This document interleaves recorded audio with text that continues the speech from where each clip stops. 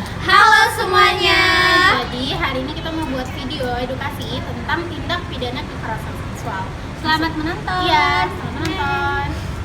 Apa itu tindak pidana kekerasan seksual? Jadi pada pasal 4 ayat 1 Undang-Undang Tindak Pidana Kekerasan Seksual menyatakan bahwa tindak pidana kekerasan seksual terdiri atas pelecehan seksual non-fisik, kemudian pelecehan seksual fisik, pemaksaan kontrasepsi, pemaksaan sterilisasi, pemaksaan perkawinan, penyiksaan seksual, eksploitasi seksual, perbudakan seksual, serta kekerasan seksual berbasis elektronik. Jadi apa aja sih tugas negara Indonesia ini kepada negaranya terkait melakukan pencegahan tindak pidana kekerasan seksual? Negara memiliki kewajiban untuk melindungi hak asasi manusia, termasuk hak untuk bebas dari kekerasan, serta memastikan bahwa semua individu, terutama perempuan dan anak-anak, merasa aman dan terlindungi. Berikut adalah tugas negara dalam pencegahan tindak pidana kekerasan seksual. 1. Membuat dan menegakkan peraturan perundang-undangan. Negara wajib merumuskan undang-undang yang jelas dan tegas mengenai kekerasan seksual. Di Indonesia, misalnya Undang-Undang Nomor 12 Tahun 2022 tentang tindak pidana kekerasan seksual atau disingkat TPKS memberikan kerangka hukum yang komprehensif untuk melindungi korban dan menghukum pelaku. Undang-undang harus memadai dalam mencakup semua bentuk kekerasan seksual, mulai dari pemerkosaan, pelecehan seksual, eksploitasi seksual, hingga kekerasan seksual dalam hubungan domestik. Negara juga harus memastikan penegakan hukum yang efektif untuk memastikan bahwa pelaku kekerasan seksual dihukum dengan ketentuan hukum yang ada. 2. Pendidikan dan penyuluhan. Negara perlu menyediakan pendidikan tentang kesadaran dan pencegahan kekerasan seksual di sekolah-sekolah, lembaga pendidikan dan masyarakat. Ini dapat meliputi pendidikan seksual yang sehat, pemahaman tentang hak asasi manusia, dan pentingnya persetujuan dalam hubungan. Kampanye publik dan media juga bisa digunakan untuk menyebarkan informasi mengenai dampak kekerasan seksual serta bagaimana melaporkan dan mendapatkan perlindungan. 3. Menyediakan fasilitas perlindungan dan dukungan untuk korban. Negara harus memastikan adanya fasilitas yang memadai untuk perlindungan dan pemulihan bagi korban kekerasan seksual, termasuk rumah aman atau safe house, layanan kesehatan dan layanan psikologis. Dukungan hukum yang memadai seperti pemberian pendampingan hukum untuk korban juga penting agar korban dapat melaporkan kekerasan tanpa rasa takut atau tekanan. Negara juga harus memastikan adanya layanan pelaporan yang mudah diakses dan terjamin kerahasiaannya agar korban merasa aman untuk melapor. Kemudian yang keempat, meningkatkan pelatihan untuk aparat penegak hukum. Negara harus memastikan bahwa aparat penegak hukum seperti kepolisian, jaksa, atau hakim, dan lain-lain memiliki pemahaman yang baik tentang kekerasan seksual, termasuk mengenali tanda-tanda kekerasan seksual, prosedur pelaporan, dan penanganan kasus secara sensitif. Kemudian pelatihan ini juga harus mencakup pemahaman tentang bagaimana memberikan perlakuan yang adil dan tidak diskriminatif terhadap korban kekerasan seksual serta menghindari victim blaming. Yang kelima, membangun sistem pelaporan dan penanganan yang efektif. Negara perlu membangun sistem yang memungkinkan korban untuk melaporkan kekerasan seksual dengan aman tanpa rasa takut akan adanya stigma atau retribusi.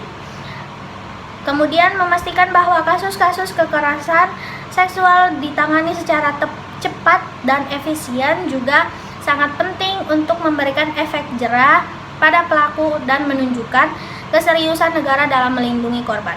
6. Mendorong partisipasi masyarakat dalam pencegahan kekerasan seksual. Negara harus memfasilitasi partisipasi aktif masyarakat dalam pencegahan kekerasan seksual, baik melalui organisasi masyarakat sipil, kelompok advokasi maupun individu. 7. Menghapuskan diskriminasi dan ketidaksetaraan gender. Tindak pidana kekerasan seksual seringkali terkait dengan ketidaksetaraan gender, norma-norma patriarki, dan diskriminasi.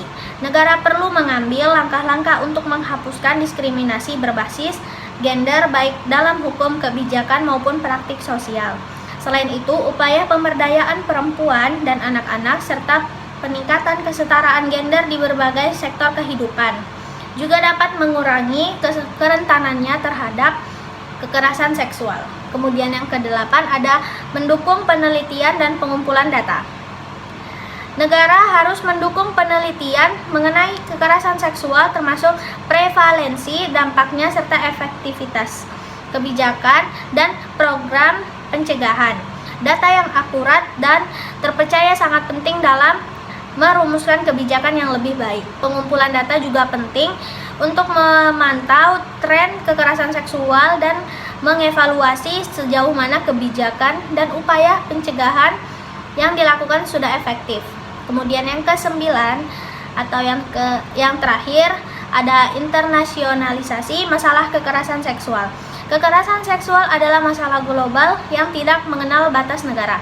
Negara dapat bekerja sama dengan negara lain melalui organisasi internasional seperti PBB untuk membangun kerangka hukum dan kebijakan bersama dalam menangani masalah ini. Selain itu, negara harus mematuhi instrumen internasional yang mengatur tentang perlindungan terhadap perempuan dan anak dari kekerasan seksual, seperti Konvensi Penghapusan Segala Bentuk Diskriminasi Terhadap Perempuan atau disingkat CEDAW, dan Konvensi Hak Anak atau disingkat CRC. Nah, jadi apa sih fungsi dari negara Indonesia kepada warga negaranya?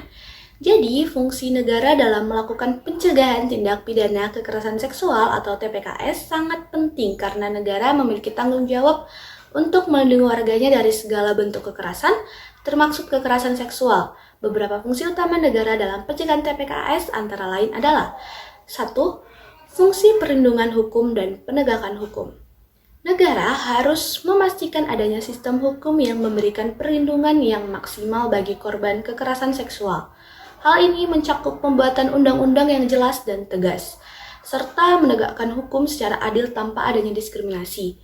Negara juga memiliki kewajiban untuk memastikan pelaku TPKS dihukum sesuai dengan peraturan yang berlaku, sehingga dapat memberikan efek yang jerah dan mencegah kekerasan serupa terjadi di masa depan. Lalu yang kedua itu ada fungsi edukasi dan penyuluhan. Negara memiliki tanggung jawab untuk mendidik masyarakat agar memiliki pemahaman yang benar mengenai kekerasan seksual, dampaknya, serta cara-cara pencegahannya.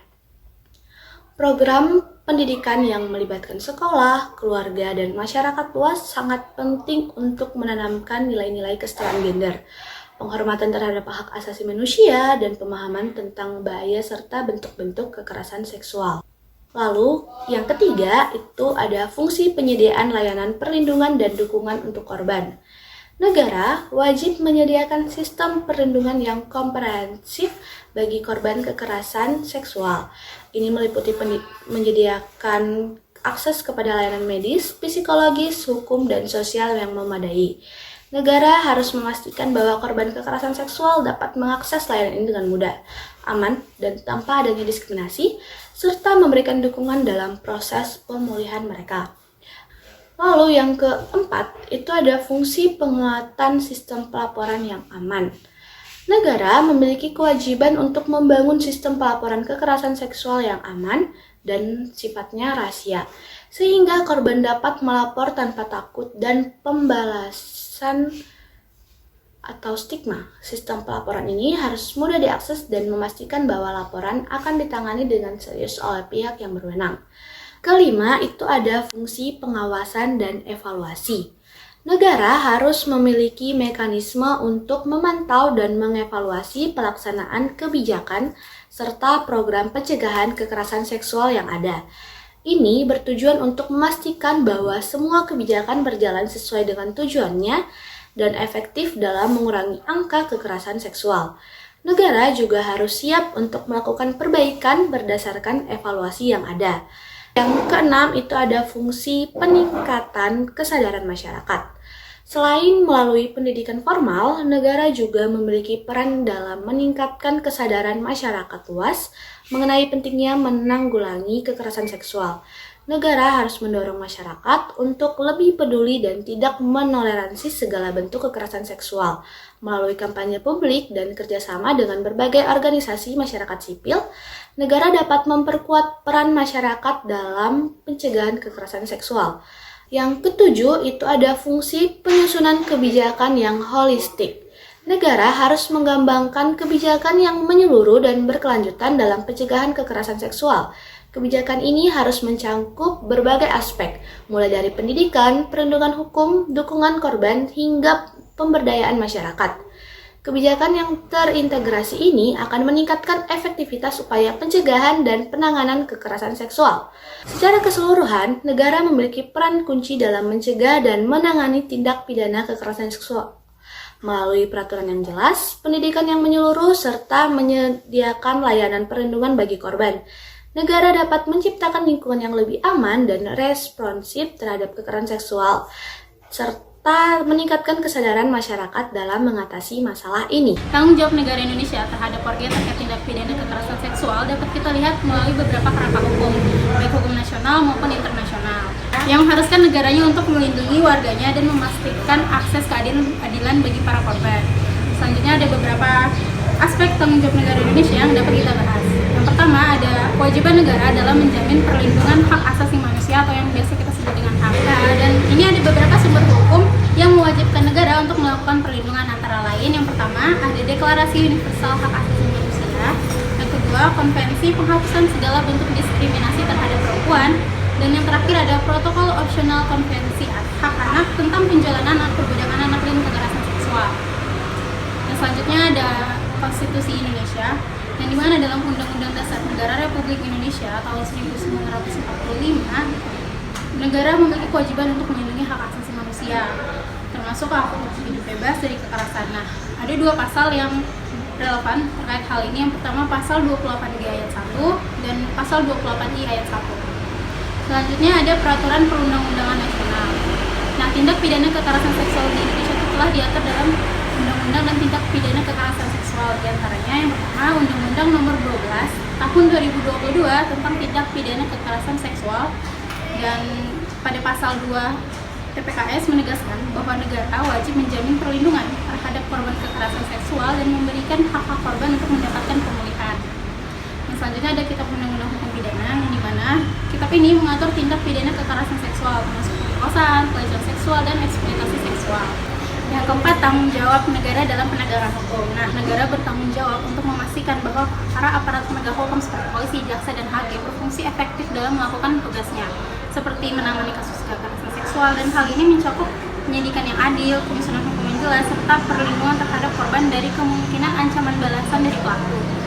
Nah, negara juga harus memastikan adanya lembaga yang mendukung pemulihan bagi korban seksual, termasuk bantuan hukum dan psikologis. Lalu selanjutnya yang kelima ada perlindungan korban. Negara mempunyai kewajiban untuk memberikan perlindungan kepada korban kekerasan seksual dari stigma sosial dan ancaman lebih lanjut. Dan di dalam Undang-Undang Tindak Pidana Kekerasan Seksual menekankan pentingnya mekanisme perlindungan seperti perlindungan identitas korban, perlindungan fisik, dan pemulihan bagi mental korban. Selanjutnya ada pendidikan dan penyuluhan.